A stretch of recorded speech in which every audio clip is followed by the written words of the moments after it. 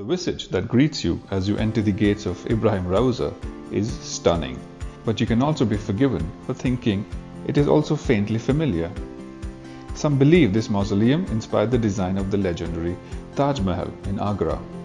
As you make your way through a small door that's encapsulated in a large gateway with arched niches, you are greeted by the two structures within.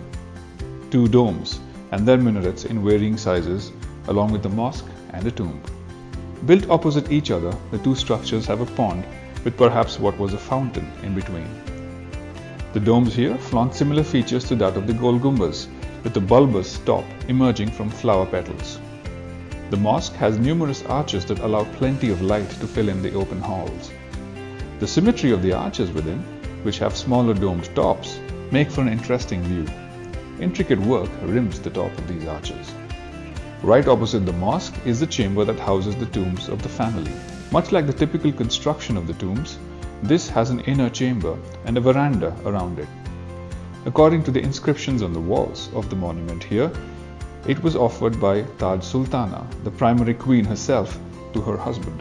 Constructed in 1633, 7 years after Ibrahim II's death, the mausoleum is also where both the queen and the king are buried. The room is flooded with light that flows in from the arched windows that are delicately carved with inscriptions from the Quran. So beautiful and neat is the inscription, it can almost be mistaken for a design element. The teakwood doors also have text on them in Arabic.